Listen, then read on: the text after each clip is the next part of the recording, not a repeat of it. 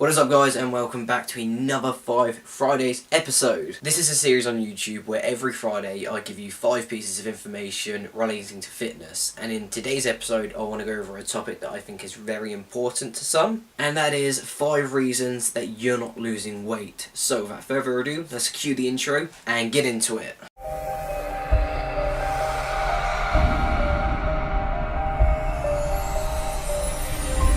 Starting off with reason number 1 is you are eating too little. In order to lose weight, we need to be eating a caloric deficit. This means consuming less calories than our body requires a day, or our maintenance calories. A healthy range for a deficit is between 500 to 600 calories below maintenance, but it's in the extreme cases where we start taking away 800, 900 or even 1,000 plus calories away that has a detrimental impact on our weight loss. Think of calories as our body's fuel source, and our body uses these calories anywhere from keeping our heart pumping, to keeping our blood flowing, to keeping our organs working. It keeps us alive on a day-to-day basis. Now, studies have shown that decreasing our calories by a dramatic amount will cause our metabolic rate to slow right down. So basically, the calories we end up taking in our body stores as fat to use as fuel because of the decreased calories that we've taken away from our diet. In most cases, it can prevent weight loss, it can cause you to reach a weight loss plateau, or even in some cases it can cause you to even gain weight. So when it comes to structuring our own caloric deficit, be smart about it and don't be over in the mindset of thinking less equals more. Reason number 2, you're binge eating even on healthy foods. Now, it's very easy to assume that just because a certain type of food is considered healthy for us, that it doesn't promote weight gain.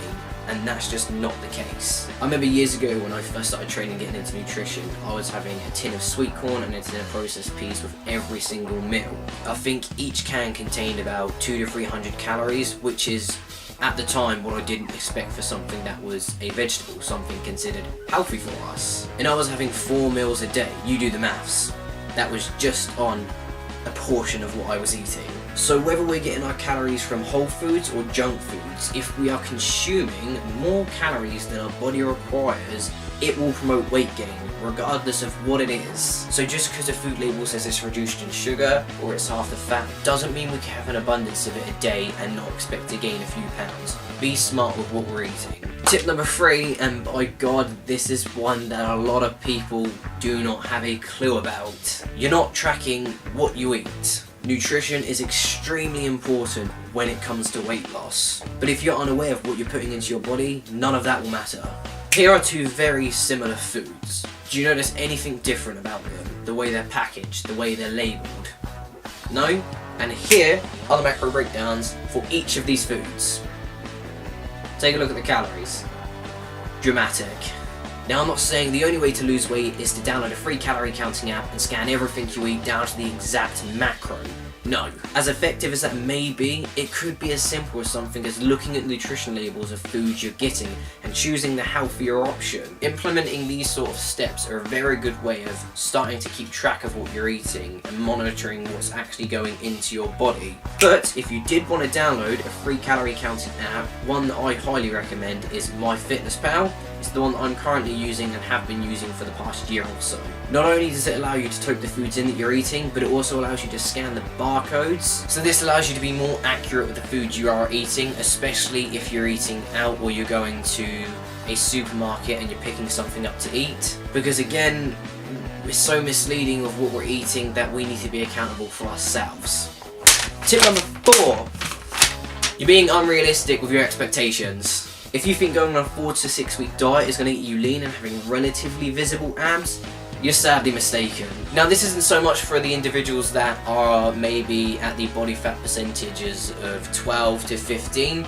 This is more aimed at the people that are maybe 20 above or on the cusp of being classed as obese. You need to be aware that dieting is a game of patience, and going on fad diets and wanting instant results will only lead us in a downward spiral and have a negative impact on our health. If your diet is requiring you to be very, very restrictive with your calories, then it's only going to do the complete opposite of what you want it to do. So guys, be realistic with your time scale. Don't go for a very short 4 to 6 weeks diet. Go for more of a 12 to 16 weeks. A time frame like this will give you time to healthily and slowly decrease your calories from your maintenance without cutting it dramatically. Not only that, but you don't have to cut out all the nice foods you like eating on a daily basis as well. You'll also still be able to maintain a healthy social life, whether that's going out with friends, going for meals, going to the cinema, going on nights out. These long-term diets allow you to implement them sort of aspects of your life into a healthy lifestyle. And the final reason, you're focusing too much on a diet. Instead of approaching weight loss from a dietary mindset, approach it with the end goal to be a happier, healthier and fitter person, and let the weight loss be a side effect of this lifestyle change. If you've lost weight through dieting, fantastic. But maintaining that all year round, now that's a lifestyle change. It's not eating healthy for a few weeks and then binging the rest of the year. It's making these healthier choices on a daily basis. I guarantee you'll have more success losing weight and keeping that weight off with a healthier lifestyle, as opposed to dieting throughout the whole entire year on and off. To summarise, we don't want to be eating too little, we want to be in a healthy caloric deficit and not restricting ourselves with too many calories.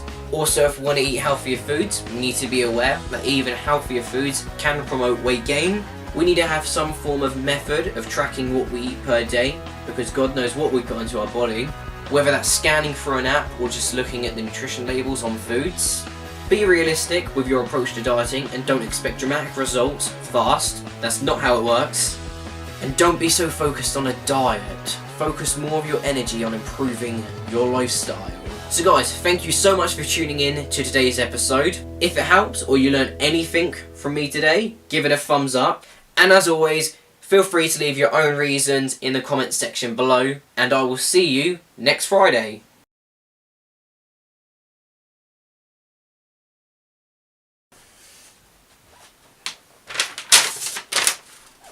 I don't know why I screwed that up. I needed that.